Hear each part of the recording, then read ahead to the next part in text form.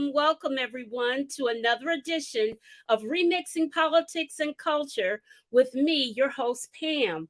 I am a public relations and marketing professional with a passion for social justice, voter advocacy, and culture.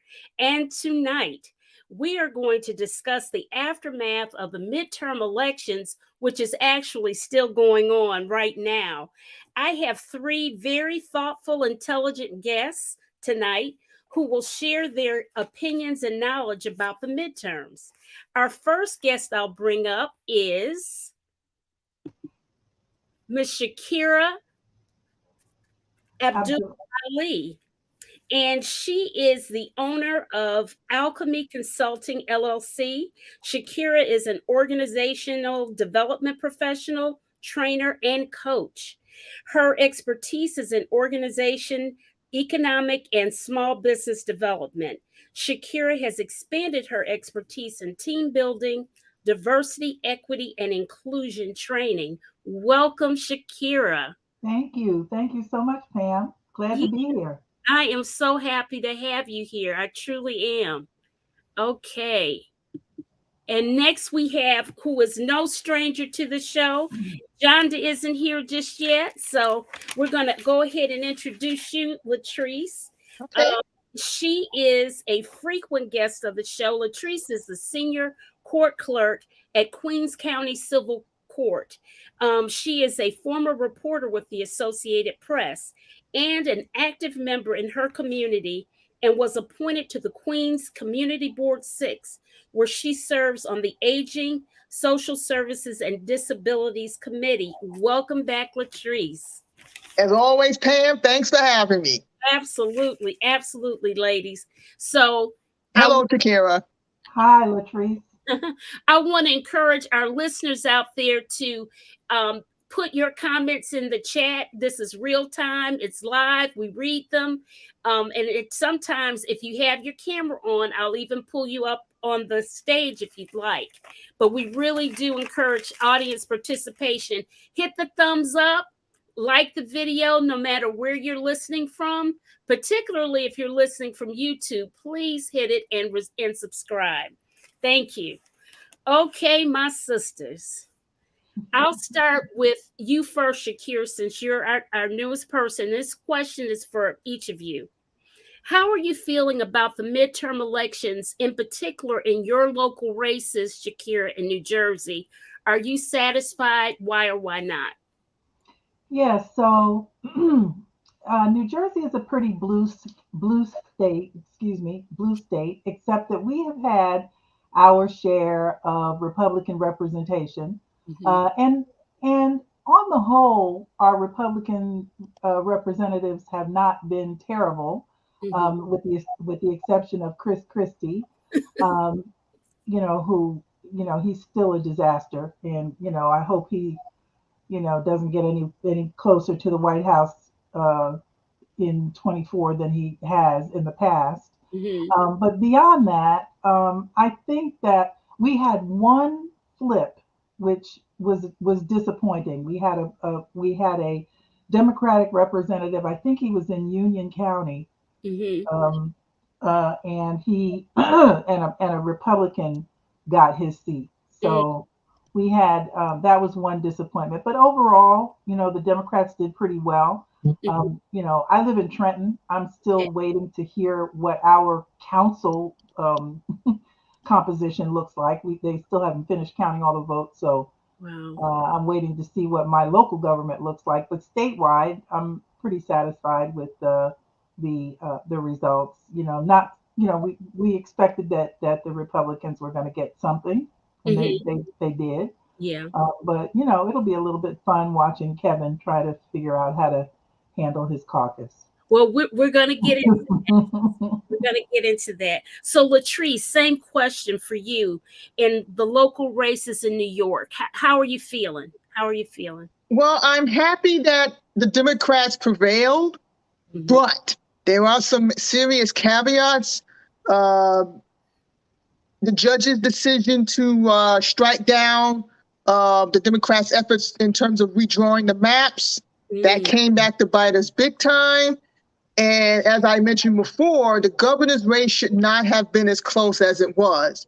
We've talked before in the past about how the Democratic Party, they're really bad at messaging. And I think that's going to continue to haunt us until we, coalesce around what our message is going to be. Zeldin was able to hone in on the whole crime, and fear. He played on people's fears about crime and, cost of inflation and things of that nature. And that's how he was able to make inroads in certain areas. I've always said that New York is not this bastion of liberalism that some people make it out to be. There's splotches of red here in the Northeast. There's definitely red here, even in Queens.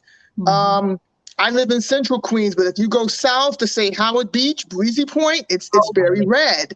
So even though I'm glad Governor Hochul prevailed, I think as a party, especially locally, we need to get our act together. Otherwise, what Zeldin did is not going to be an abnormality, but it's going to become the norm. I know here in North Carolina, our biggest disappointment. Well, we had some redistricting and things like that, and I think in many places the redistricting did make an impact on voting patterns, or who you could vote for, that whole thing. But I really feel that I'm really disappointed because Sherry Beasley came very close to winning, and I feel I'm angry about that from the national standpoint of the Democratic Party. They did not. First of all, Obama came out too late. He came out 2 weeks prior to the event. Too late. Number two, the messaging. Had Obama come here to North Carolina with as close as their margin was with Ted Budd, it would have pulled her over the top. And I hate to say that because of that celebrity factor that he has, but it is what it is. And you have to use everything that you have in order to make a difference and to make that impact. And because Ted Budd, what a disaster. What a disaster. I mean, Well, he's not the only one. I mean, when you look at the Senate race in Florida or the governor's race in Georgia, I mean, I think Georgia was especially heartbreaking because, again, that Senate race should not be as close as it is. Abrams, I can't speak to the outreach she did down there, but I would like to think, I mean, she's been running, since 2018, basically. So people down there know who she is, and yet it wasn't enough to get her over the finish line. Al Sharpton made a really good point about her when he said that she is likened to Moses. Yes. Because Moses, he pulled all his people over across to the promised land, and he was not to go. And, so in her case, I take it like, I kind of look at things I try to look at things very holistically. And for her to have done all she did to turn Georgia purple, I mean, it's bright purple at the very least, God must have something else for her. Because, he has to. And that's the thing. I feel like I haven't followed that race as closely as I have the local races here in New York, but I just feel like there was nothing more she could have done. No. There was nothing more she could have done. Yeah, so it must be God has something else for her. Yes. Maybe she'll run the DNC. That's what I wanted to say. I wanted to say something about Jamie Harrison. Yeah, please. I mean, for the last 4 years, that man has been missing in action. He shows up a week, like a couple of days after the whole election is over, talking about, we were in all 50 states and we took money to everywhere and blah, blah, blah. If he took money everywhere, how come Tim Ryan didn't win? Tim Ryan should have won. Tim Ryan should have won. Of course he should have won. Yeah. It makes no sense. And if he was everywhere, how is it that Florida was such a disaster? I understand that DeSantis he rigged. Talk Yes, about gerrymandered. He rigged those 4 districts down yeah, there to yeah. get himself 4 more representatives. But so why wasn't Jamie Harrison out there sounding the alarm? Please, please, let me read this comment. Dwayne Reed says, Krispy Kreme Christie. It's done in the future. Democracy truly won. The Republicans were caught off guard. I'm satisfied for now. Let's see. Michigan won big time. My home state kicked butt and took names. I was like, oh, they did so good. The Democrats have the House, Senate, and governorship for the first time in 40 years. I mean, listen, they're talking about Gretchen Whitmer, or Big Gretch as they call. Yeah, the big Gretch. Yeah, going on the national level, and because she's tough. Yeah, One yeah. more comment here. Let's see. What somebody Art said? Art says, I agree. Jamie Harrison has been a disaster the entire 4 years. Wow. Mhm. And I was being nice. I didn't call him a disaster, but I did tag him on Twitter about the messaging problem, and he made sure Mhm. I couldn't tag him anymore. And I See there, see there. was pretty I nice. mean, I think what it is this red wave that certain people kept talking about, at least in New York, was more like a crimson tide.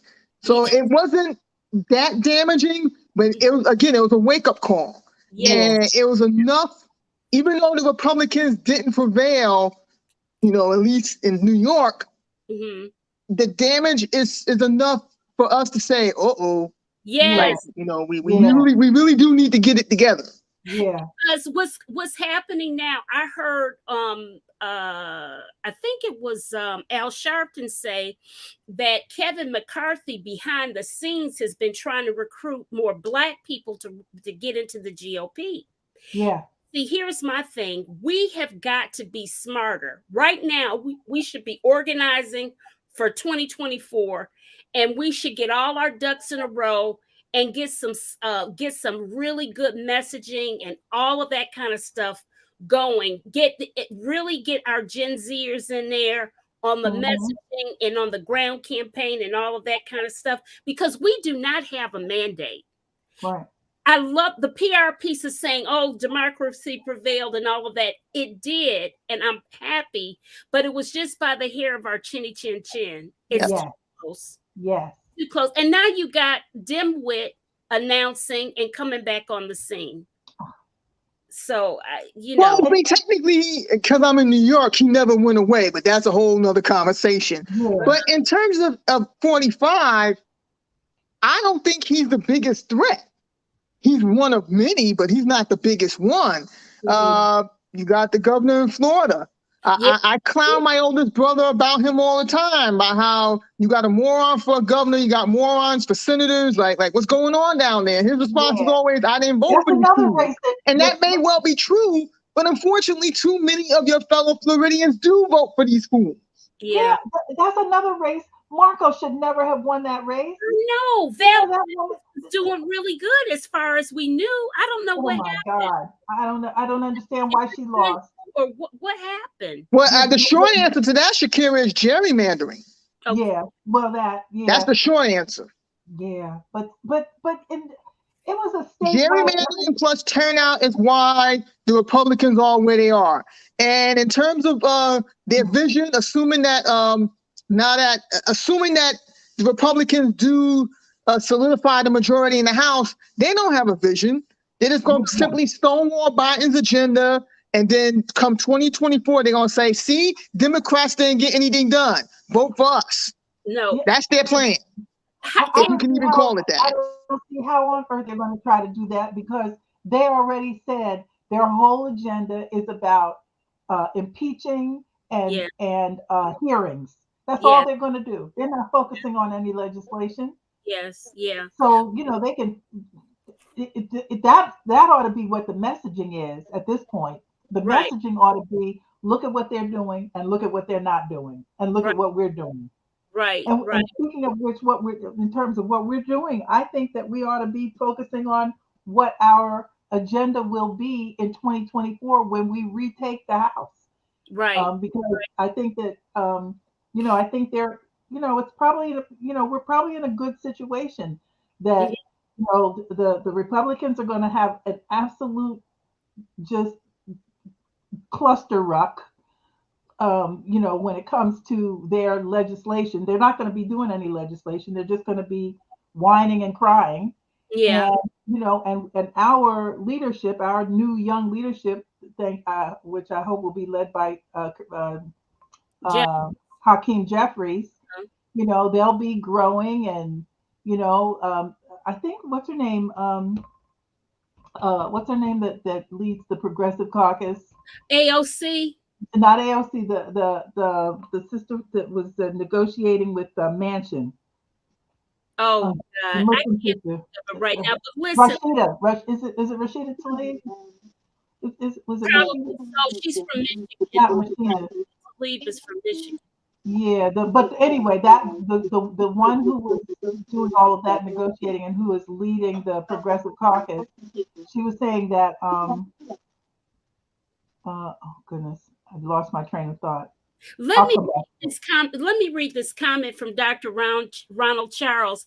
I agree that we need to prepare and organize for 2024. Absolutely. In fact, we're late. We need to be on it right now because let Right. me tell you one thing that the Republican.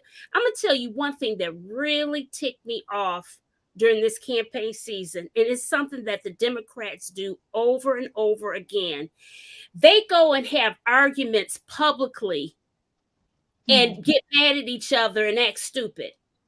The Republicans are mad at each other, but for the most part, they round robin and keep it quiet. They keep their family business to themselves, you see? And Yeah. that way you're not Hmm. able to tear people apart. And that's the Right. thing we do not do. AOC out of New York, I mean, I love her. She's a nice young whippersnapper, but But I know, but just like most young whippersnappers, they think they know everything and don't know jack. And They run off at the mouth. just remember how she was so against Nancy Pelosi. Oh, I remember that. And I'm saying, girl, cool you your heels, cool your heels. Nancy got shoes older than you, honey. Okay. Take a seat and listen and learn. Listen and learn at her feet. Okay? What? Here's the thing about Pelosi. Pelosi's been in Congress since 87, 88. Uh-huh. Those years of experience count for something. And she was the leader for 15, 20, 16 years. 20 years, almost 20 years. Like she didn't just show up out of nowhere. Right. Those years of experience count for something. And, in terms of Hakeem Jeffries succeeding her, I don't have a problem with it. My thing is whomever's willing to do the work Yes. and they have the experience to do it, let Yes. them step up. So I Yeah. have no issue with Jeffries becoming the House Speaker. Or Right. my House Minority Speaker, I should say. Hakeem But I think definitely has it. And listen, let me ask you guys this question. I think I asked you, does the Democratic Party have a mandate? I don't personally think that we do. And I mean by that is that we won with too narrow of the margins and stuff. Mhm. Will Kevin McCarthy be able to herd the MAGA Republicans? no. Speaker. But I want to go back to the mandate question a moment, Okay. because you say that we won by a very small margin, Yes, we but did. that's not according to the votes. The Democratic votes outnumbered the Republican votes by many more times than we have representation for. You see what I'm saying? So, for example, in Wisconsin, Democratic voters outnumber Republican voters almost maybe 2 to 1, something like that. I mean, it might be 45 Republican, 55 or 60 Democrat, but because of the way the state is gerrymandered, Yeah. Republican Republican majorities prevail all the time because of the way that the districts are constructed. Yeah. So they have, while they may only get a third to maybe a little bit over a third of the vote of the number of votes, they get 60 to 65% of the representatives in their in their legislative body, and that is true for the country. Okay. I mean, Joe Biden won what, 82 million votes Yeah, to and to but to and what's his face had he wasn't too far behind. So we're 76 million, okay. We right? got to finish. We got to read some of our audience Hmm. comments. Dwayne says Trump didn't get the memo that the election deniers he endorsed lost. Some on Fox News and others want him to go away. That's true. Adrian says, and they fall in line. Exactly. The Republic falls in line. Democrats fall in love. Republicans fall in line. I like that. Yep, that's true though. She's not wrong. She's Yeah. not wrong. Says the Democrats' agenda is the Republicans' failure, and that's the problem. Yeah, they need to bring more to the table than that. Like I mentioned Georgia earlier. So take a look at Marjorie Taylor Greene's race. Oh Now God. I'm pretty active on Twitter, and I saw her opponent Marcus Flowers. Basically, his pitch to the American people was he's not Marjorie Taylor Greene. Yeah, but Okay, you got to give them fine. That's fine, but that doesn't mean you're cut out to be in Congress. I'm not Marjorie Taylor Greene, but I don't want to be an elected official. I'm not running for Congress. There's a reason I have no interest in being an aspiring politician. So I just feel like that's not enough. Like, okay, we're not Trump. Thank God we're not Trump. But if we're doing things for the American people, we need to drive those points home. Whether it's canceling student loan debt, right. or helping lower the cost of healthcare, or whatever it is you're doing.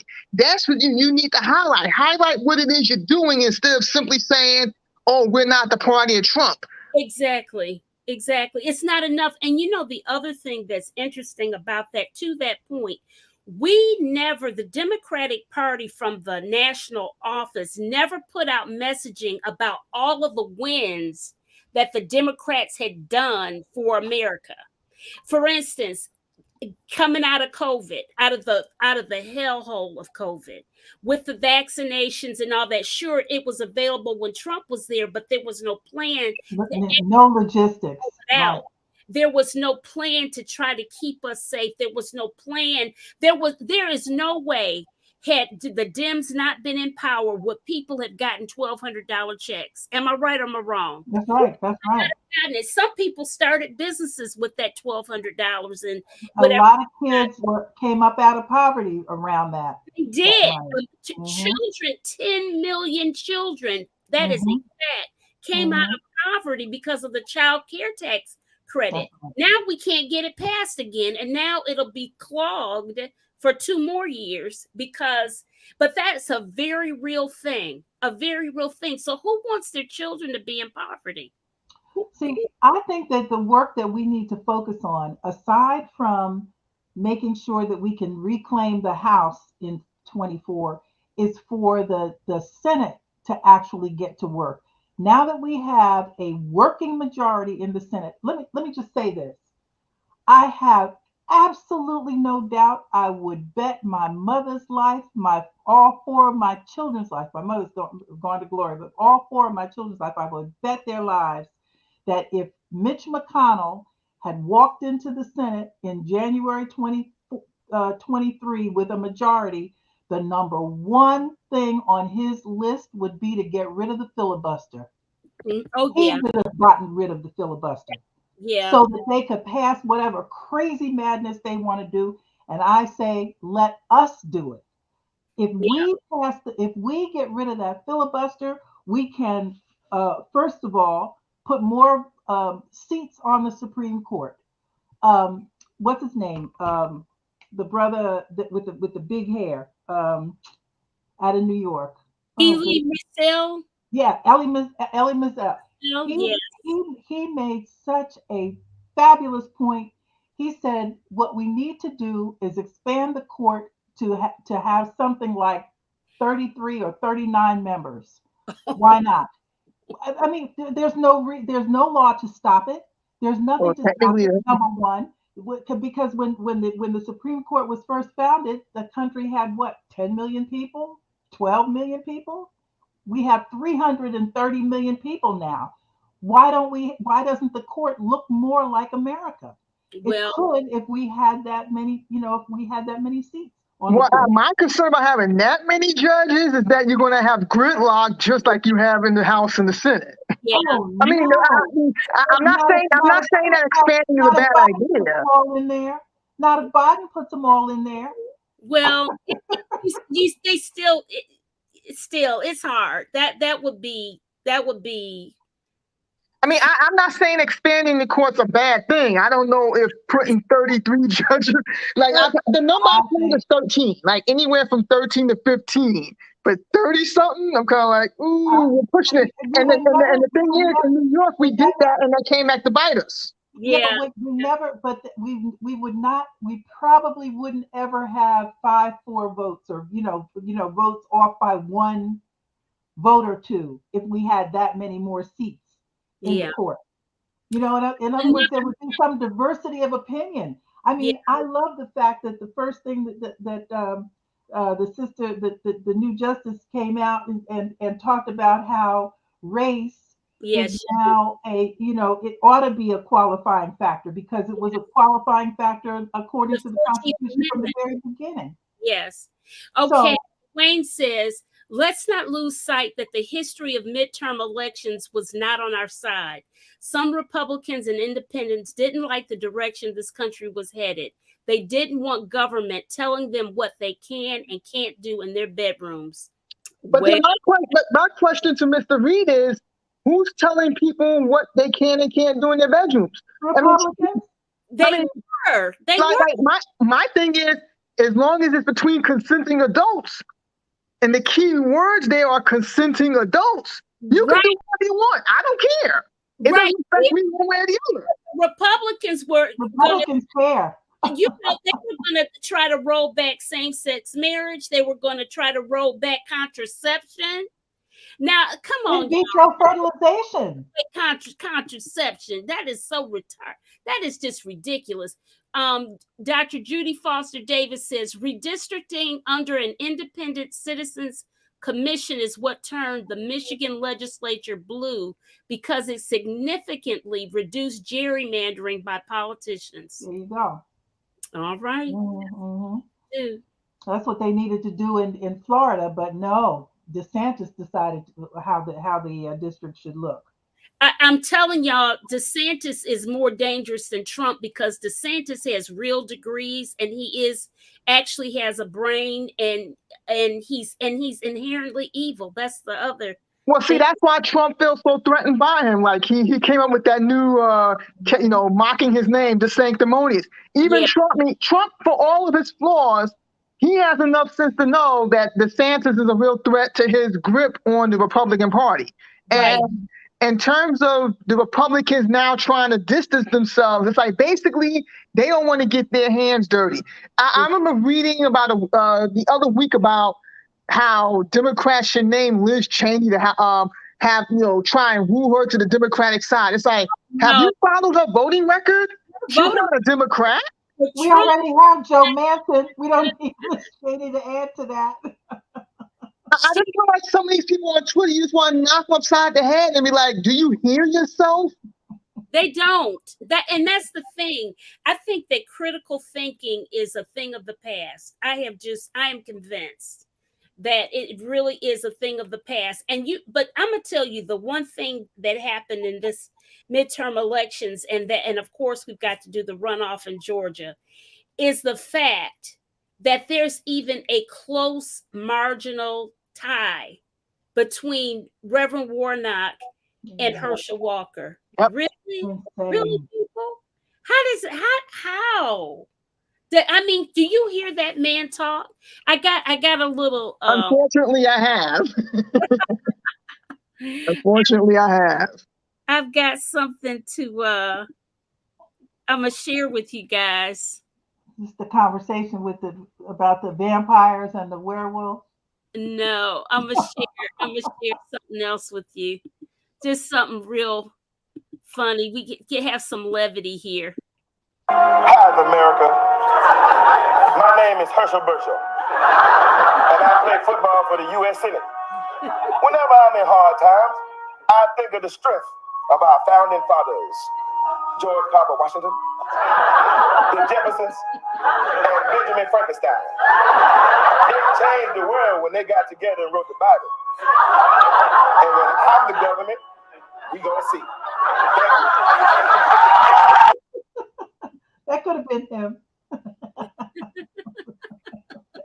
He make about as much I sense. had some levity in this whole thing, you know, because it's so it's so No, frustrating. it's actually tragic if you really think about it. The fact that the Georgia Senate race is now in a runoff. Like the election should not be this close. No, not for normal thinking people. But Yeah. all they want is the power. They'll put him. He's essentially a black man A that will, puppet. He'll be a puppet for the With GOP. the rubber teeth. He could be a ham sandwich. They don't care. they don't. No, he's not wrong. I mean, Dwayne, what are you talking about? Google is no longer a search engine for the truth. What do you mean? I don't understand that. the way I would interpret that is that with social media, like there's been this chatter now that Elon Musk has bought Twitter, how it's going to crash and burn. I'm still there because my take on it is, how does leaving Twitter help us, you know, as a people? How does it help us move forward? How does it help us get power? Walking away, and I understand why people would want to get out, but I also feel like we've earned the right to be in these spaces. Yeah. So we have to fight. We can't just roll over at the first sign of a struggle. I mean, that's why a lot of marriages don't last today. Like couples have their first fight and it's like, oh, I'm going to divorce court. It's kind of like, well, no, that's not what marriage is about. And if your marriage is falling apart that easily, then maybe y'all should have never got married. But the point being that Twitter is a public square. Yes. It should have been treated as such. Basically, Jack Dorsey took the money and ran, and he should be man enough to admit that. Well, because basically Elon Musk overpaid. He's just done something else, and I signed up for its beta testing. It's called Blue Skies. So we'll see. We'll see. Because what's that supposed to be? Is that supposed to be an alternative to Twitter? Pretty much. Yeah. So here's the thing. If you do what I do for a profession, I absolutely live every morning around 8:30, 9 o'clock. I'm doing a message on Twitter. I just do. Because and not from my personal account, but from another account that I manage, because it is a tool for public relations and marketing professionals. I used to stand at a fax machine for hours. I don't have to do that anymore. And so social media is so key and fundamental to literally the work that I do. And especially in crisis management, like less than 24 hours ago, there was yet another mass shooting in Colorado. Yeah. It's an easy tool that's accessible to everyone, whatever your other political affiliation, whatever your educational background, anyone and everyone can use it to obtain the same information. The flip side is that there are people out there who have nefarious thinking, and like they're just putting lies out there, and people are so quick to grab onto that. It's like, no, like you said, Pam, use your critical thinking skills. That doesn't go away. Right. Those things never go away. You know, all government agencies from the CIA to the FBI and everybody is on Twitter. Yeah. I have a Twitter account. I've never used it very much. I never quite figured out the Twitter world. But from what I understand, Black Twitter is pretty robust. And yes, it is. I don't see that Black Twitter would be terribly impacted by whatever Elon does, with the exception of, him just closing the whole thing down. I don't see that Black Twitter would be terribly disrupted, because we tend to figure out who's a troll and who's not, right? Yeah.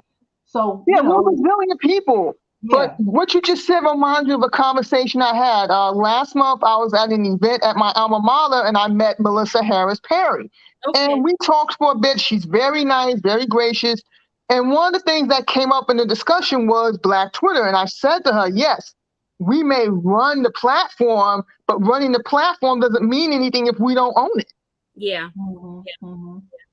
There's another black platform, black owned, called Fanbase, that is owned by or founded by Isaac Hayes Jr., as in the Isaac Hayes that passed away a few years ago, the music Singer. legend.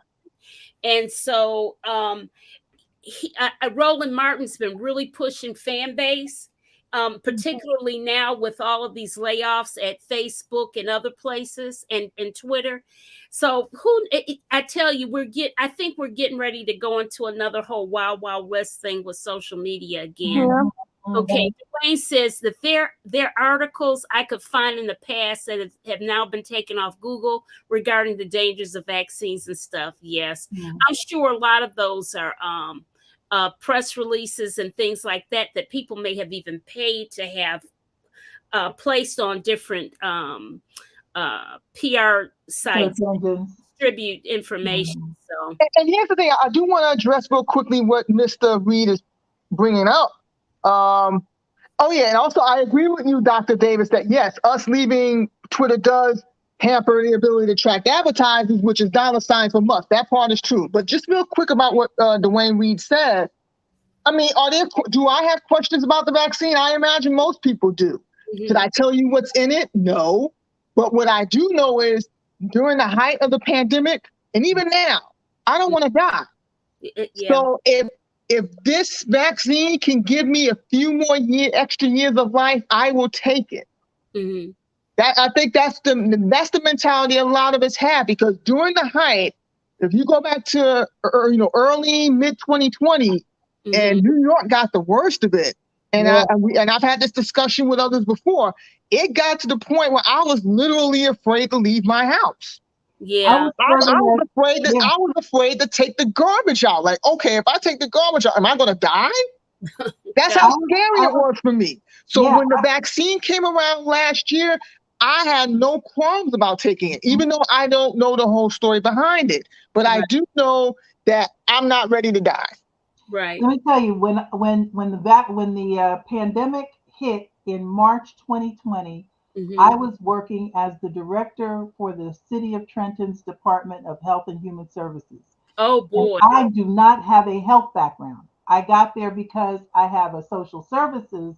I worked did a lot of work with social service agencies. So that part I knew, but health I did not know anything. Fortunately, we had a very good health officer a nurse who managed that part of the work. But I coordinated with the hospitals in the area.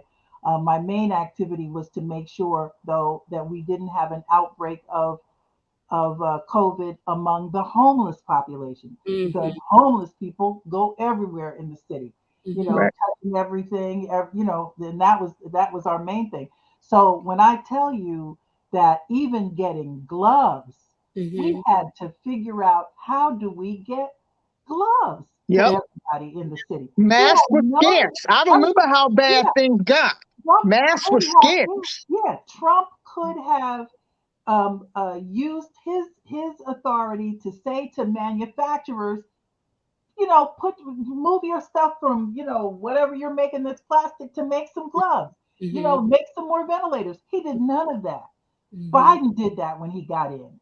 And up until that point, we had to figure out how to use personal private contacts to get gloves from overseas. The governor of Maryland did that. His wife is Asian, and he had connections overseas. That's right. And he was doing some Hogan. Is that his name? Yeah, Larry Hogan. Larry Hogan in Maryland. So he did a lot of heavy. Everybody was using personal private contacts to try to get stuff. Yes. Yeah. So it was scary. And the whole thing with the vaccines. What the vaccines did for us was to reduce the possibility or the likelihood that you would end up in the hospital on a ventilator. Exactly. That's what it did. It didn't keep you from getting it. No. It didn't stop. It didn't kill the virus or anything like that. And that's the best we had. So, But also, like, at least with the Biden administration, they were transparent about what the vaccine can and could or could not do. Like, when I interact with my colleagues or my family and friends, I always tell them the vaccine's not a cure. And furthermore, Biden never said it was a cure. But all the vaccine is okay, if you catch it, and I contracted COVID back in January, I don't have to worry about ending up in the hospital. I don't have to worry about ending up dead. Right. So I was able to survive COVID. But and do I want it again? No, I don't. Right. I know we had questions because even from my position as Director of Health and Human Services, talking to the doctors, I had questions. I'm like, I don't know, I need to understand this vaccine because I don't know if I can tell people to take this vaccine if I don't feel like it's safe. So, I had to learn the history, the fact that they've been working on this vaccine for 10 years. When the avian flu thing came about. Bird flu. Yeah, the bird flu, when that thing came up, they started working on this particular viral technology, this vaccine technology 10 years ago. With the mRNA stuff, but really, the when you hear BioNTech, and then you hear what's the name of the company? Big name, can't think of the big pharma name that attaches to it. The biotech name is that husband and wife who was working with the mRNA that technology for cancer. Yeah. And so they came with Pfizer. They came together and Moderna and Pfizer are those two. Happened along with NIH, what they were doing with Dr. Kizzy, who's from North Carolina, who was doing a lot of things. It's just a lot. We see, that's another thing, guys. We're talking about all of this stuff that happened under the Biden administration. Did we hear any of those accomplishments in the communication pieces in the 2022 campaign? No, we did not. In 2024, we need to have all that together. That's all I'm saying. Dwayne says, there's a saying, if you can convince the masses of their impending death, you can convince folks to take any vaccine. I was reading about vaccines 20 years prior. The other side isn't being told. I'll leave it there. Okay. Well, all I'll say is, like, I'm not in the business of telling people what to do with their bodies. You do what's best for you. I know for me, for my own peace of mind, I went ahead and got the vaccine. I got the booster shots. When monkeypox reared its ugly head this summer, I did the same thing. Again, you do what's best for you. You know your body. So I can't tell. I'm not going to stay here and say, don't take the vaccine. And I'm not going to say you should take it. All I'm saying is I knew for me, I wasn't ready to die. And if this vaccine was going to give me a new lease on life, I was willing to take that chance. Yeah. So just do what's best for you. Let's circle back to politics. Even though the vaccine was very political. Okay. But it shouldn't have became political. That's the thing. Something as simple as COVID should not have became political. And not only that, but had Trump not bungled his response to COVID, he would have been reelected. And fewer people would have died. Oh my God, guys, we don't even know and that's another thing. Can I just put this out here?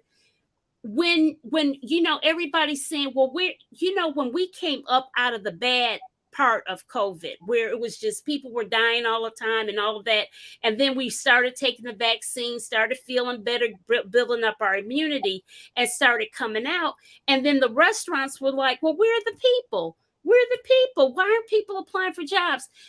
What people forgot to realize is that we had a gazillion people who died of COVID. Yep. And they were all service workers.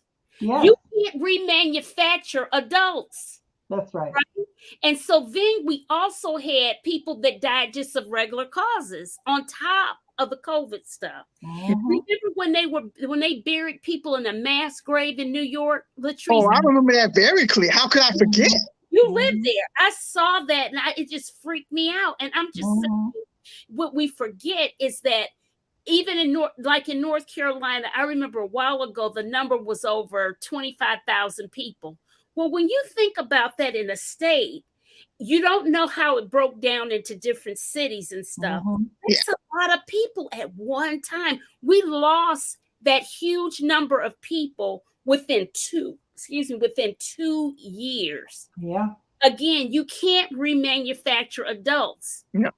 And speaking of the pandemic, during the height, like March, April, May, June 2020, New York City was losing up to 1,000 people a day. I don't live too far from Elmhurst Hospital, which was like basically, for all intents, but I hate the phrase, ground zero. Like basically, if you found yourself at Elmhurst Hospital, that was a death sentence. You were just basically going there to die. I mean, 1,000 people a day may not sound like much because New York, we have 8 million people, but trust me, that's a lot. And like you said, those people, they were essential service workers, stocking shelves in the grocery stores, operating the mass transit, the subways, the buses. A lot of transit workers died from COVID during the height of the pandemic. And again, like you said, people tend to sweep that under the rug. It's like, no, you can't sweep that under the rug. Because when the city shut down, it shut down because it's like, okay, well, if the bus drivers and train operators are just being knocked off, who's replacing them? Exactly. Somebody's got to drive that bus. I'm not qualified to drive the bus. Exactly. And again, you can't remanufacture adults. You can't. It just doesn't work that way. It doesn't. Judy says, Dr. Davis says, I read a Detroit News editorial today saying Governor Whitmer should prioritize mental health care in Michigan. Ironically, it was a Republican governor who slashed the mental health budget and closed the facilities. Dems always have to clean up. That is it. We have to clean up the policies, and we have to clean up the economy all the time. Yeah. I remind everybody. And I say that what Dr. Foster Davis has said is true for the entire country. We need mental health facilities across the entire country. Yes. If you look at Governor Mayor Betts is getting ready to take up the mayor's seat in Los Angeles, right? Yes. The first thing she's doing is focusing on the homeless crisis, and the homeless crisis is driven by mental health issues. Yep. They had Ronald Reagan closed all the mental health facilities that they had in California. I mean, and that's true across the country. Yeah. And I want to reiterate something that Yvette Nicole Brown had mentioned regarding the LA mayor's race. Congresswoman Bass's opponent, Rick Caruso, is a billionaire developer. And okay, if he truly cared about the problem, he threw $100 million into this race, which was a vanity race for all intents and purposes. Yeah. Can you imagine how much housing could have been built with that money? I know. And that's my other thing about politics. I heard the sister, I can't even get her name out. Karen, what's her last name? Brown? What's her? Latasha Brown? The new mayor of LA. Karen Bass. Karen Bass. Karen Bass. I heard her say that she spent $9 million on her campaign. That doesn't surprise me. And he spent $100 million. I know, but here's my thing. How is this money, how is it sustainable? It's not. No. It's and not. You know who gets the money? Who gets the money are the media outlets and the consultants and a few printers. That's who gets the money. Yeah. Basically, politics has always been big business, but now that there's more money to be made and you have dark money at that. That dark money, I learned myself this go round because I was working on a voter advocacy campaign. It wasn't a candidate, but it was voter advocacy to get the vote out. And I learned that because I was running these ads at a certain time, it's usually if you're just an individual candidate, you get the lowest rate on the rate card, right? But towards the end, when you're getting at the end of a campaign and we weren't ready to run, I had to pay the top of the rate card for the ads. And and the reason for that, I was told, was because all of these PACs were spending billions and billions of dollars. And we said, and the company said, well, hey, that's no longer an individual Joe Blow running for mayor. That's a PAC that's paying for this kind of stuff, and they pay the top rate of the rate card. It's crazy. It's absolutely crazy. It is. It is. Yeah. Dwayne says Big Pharma and the medical folks are in bed together. Do we really believe they care about us? I don't know. I mean, you know, well, pharma doesn't. I think pharma is interested in money only. They're like the insurance companies. They never ever suffer a bad quarter. If they think they're going to suffer a bad quarter, they raise their rates. They do. Yeah, they do. I know that from a consulting assignment I had with Merck. I know they don't suffer a bad quarter. Yeah. So listen, guys, what I gotta say something about the boss lady, Nancy Pelosi. I think that she is. They're saying that she really will go down in history as one of the best speakers of the House ever. Yeah. And this woman is a mother of 5. Yeah, and grandmother. And a grandmother.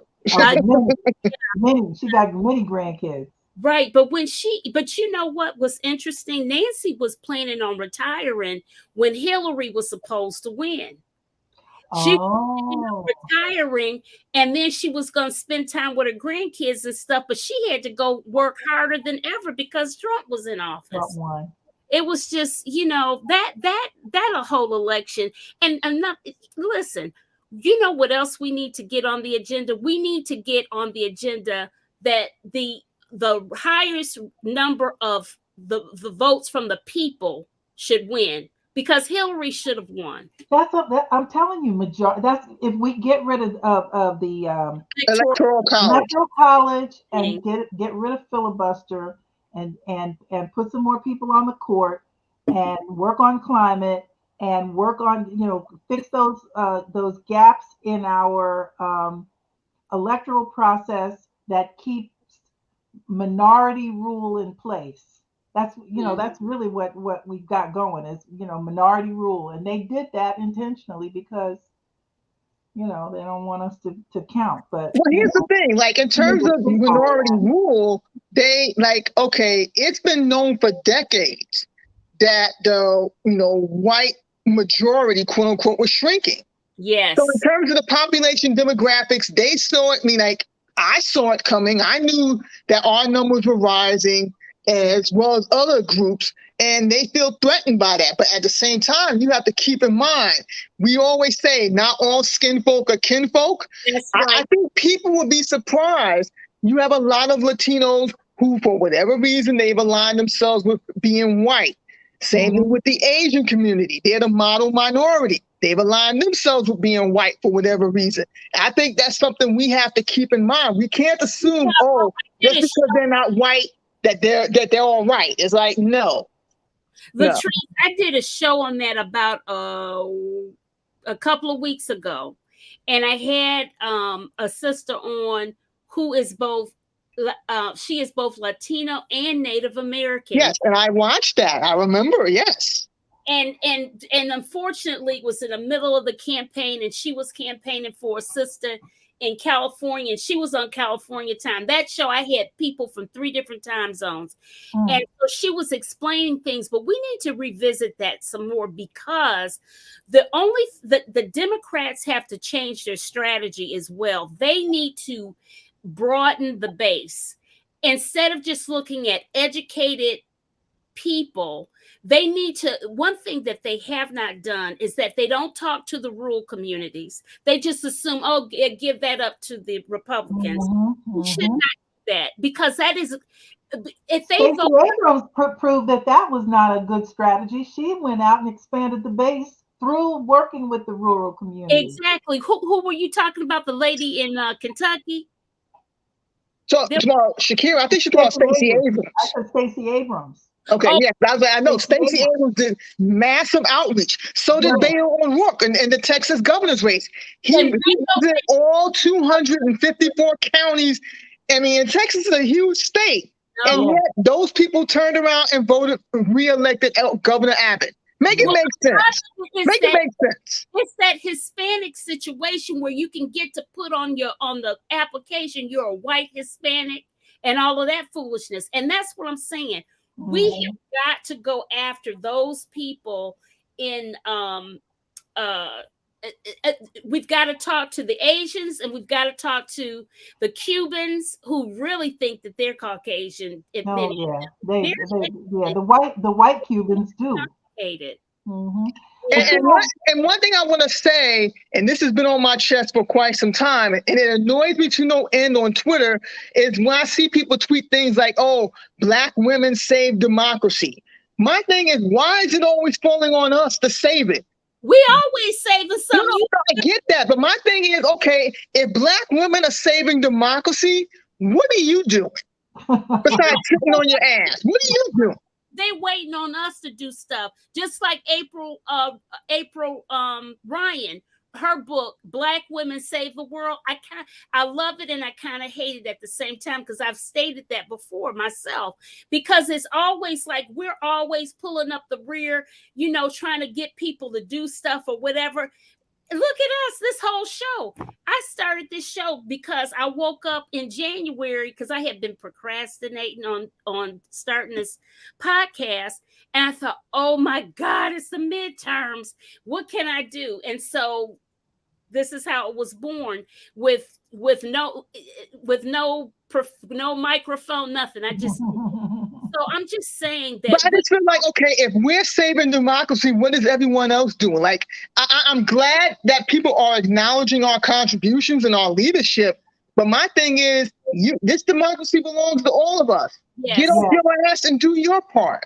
Right. And that was one of my motivations for joining the community board. Like, anyone can sit around and complain about how screwed up things are. As a Black woman, I know that better than just about anyone. But there comes a point, and I think about another NYU event I attended where former Attorney General Eric Holder spoke to the crowd, to the audience. And he said, well, what are you doing? Mm-hmm. Like, okay, yeah, we see how bad things are. What are you doing about it? What are you doing to make things better? Right. And so that was one of my motivations for getting involved in the community. It's like, okay, I can complain about this, that, and the other, but if I'm saving democracy, guess what? You need to step up and save democracy too. You can't keep throwing everything on us. Right. But here's the thing, Latrice, about I think the reason why Black women end up doing it is because we have to. And Black people overall have the most vested interest in maintaining a democracy. Yes.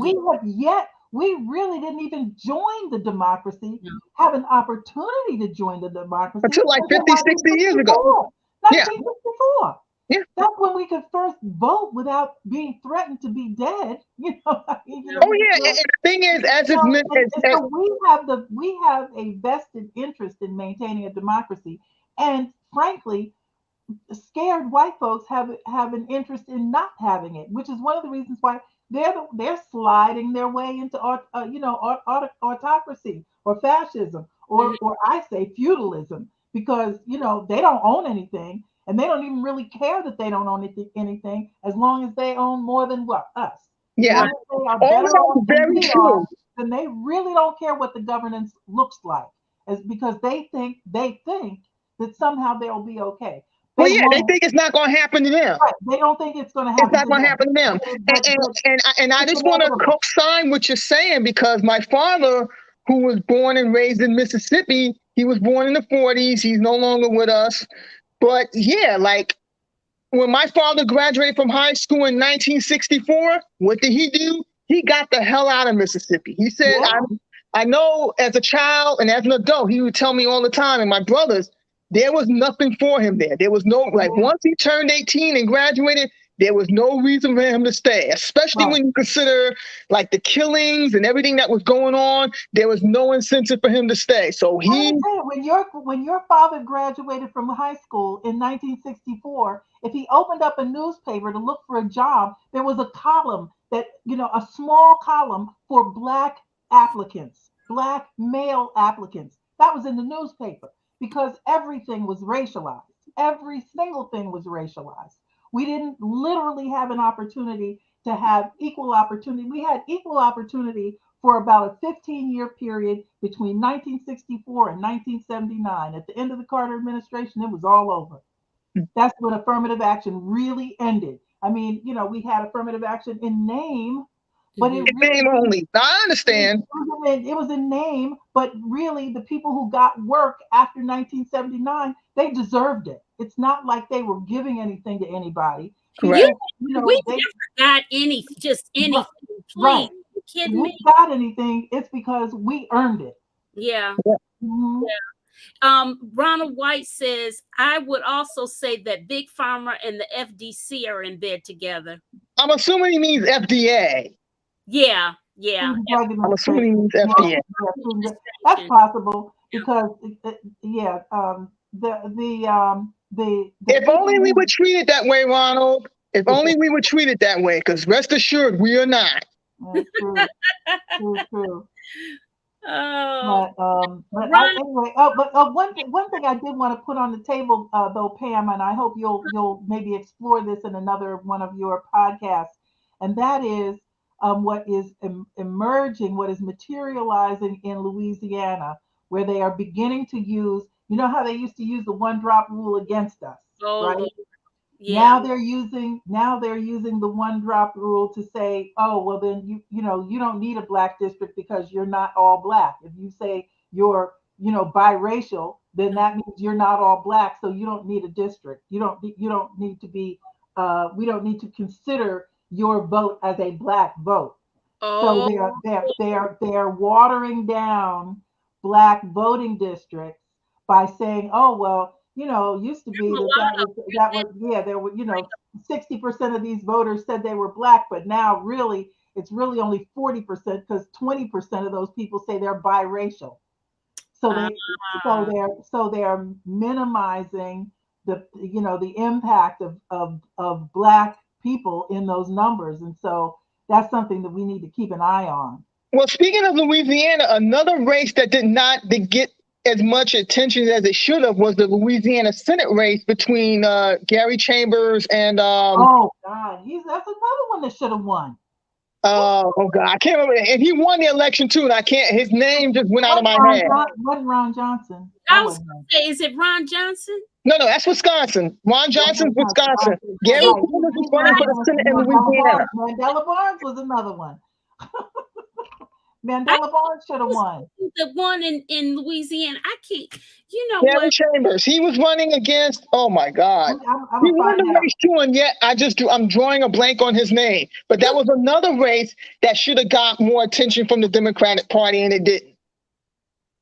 And so the Republican won. Yes. Those people need some help. I mean, come on. Yes. Listen, I still can't believe what happened in Texas.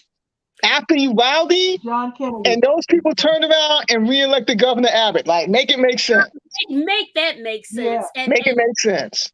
Yeah. I'm telling you, those people were cold in the wintertime and hot in the summertime. They couldn't get air conditioning and couldn't get heat. Girl, and listen, my girlfriend in Texas, she's from Michigan. She went out and gathered snow to use to flush the toilet, to take the pressure to flush the toilet, because they have in Texas big time. My father's family is from Texas. My aunt is down there. My elderly aunt, she's in her 80s. I was calling her every other day, during when they had that cold snap down there to make sure she didn't freeze. She couldn't go out. Right. I just don't believe that public utilities should be owned by a private entity. That is the government. That's a disaster waiting to happen. Yeah. As Texas learned the hard way. Adrian, thank you, Ms. Johnson. Thank you. It was John Kennedy. Thank you. John Kennedy. won against Gary Chambers, and that should have never happened. Yeah. Should have never happened. That was a sharp brother running for governor in Arkansas. Can't think of his name, but his I know he worked for NASA at one point. Yeah, he lost to Sarah Huckabee Sanders. Now, how did I can remember her name but not John Kennedy? Yeah, I know, but man, you know who I'm talking about? That brother that ran in Arkansas. Yeah, he ran against his family, his wife, and him. They were all degreed up. They had the little babies and stuff. They did the best. You know, I love advertising, and their ads were phenomenal. They really were. But you know, again, the South we have the race issue, and I just don't know when we will get smart enough to get beyond. Well, it's not just the South; it's the country as a whole. Well, it really came out of the woodwork with Trump. I mean, everything came out. And keep in mind, where's Trump from? He's not from the South; he's from the North. I know from not that I'm trying to claim him, but I mean, if we're going to be honest, let's be honest. Yeah, you know. That was Chris Jones. Chris Jones ran for governor in Arkansas, right? Chris Jones. Yes, Chris Jones. Yeah. Like I know he used to work for NASA. I do remember seeing that about him. He's got great credentials. Smart guy. Really. Yeah. And yet those credentials weren't enough. Here's what I've been saying. For the last when you look at Obama's campaign back in Shakira, yeah, go ahead, Shakira. Is she frozen? Shakira, go ahead. Oh, okay. Shakira? Yes. Yeah, I've been saying for the last 6 months that what happened is that in the Civil War, the North won the Union, but the South won the peace, because the whole country transformed itself to support the way of life that the Southerners were fighting for. The only difference is we weren't slaves in name, you know, but we took the bottom of the society, which is what they wanted. They wanted to build their society on top of our backs, and that's exactly what the country did. The only advances that we got during the period of Reconstruction, we got a few little advances. It's because of Black folk that we have public education in the country. That's right. Right. The fact that we have public schools is thanks to Black folk. Yeah. Because we knew that education was the key to our freedom. Yep. So, whatever little advances we could get that we got during Reconstruction, as soon as we got them, the KKK started organizing themselves, the people that created the KKK and White Citizens Councils and all those other organizations. They created the society that they wanted, which and the North allowed them to. Can you imagine going to Germany and seeing statues of Nazis? You would never see that. No, absolutely. You would never see that. Only in America do we go through the country and see statues to seditionists and traitors. And white women did that. The women of the daughters of the American Revolution. They did that. They raised the money to do that. Listen, ladies, our time is up. I have enjoyed you all so much. I did. Yes. But lovely conversation, ladies. Lovely conversation as always. I always look forward to talking to you.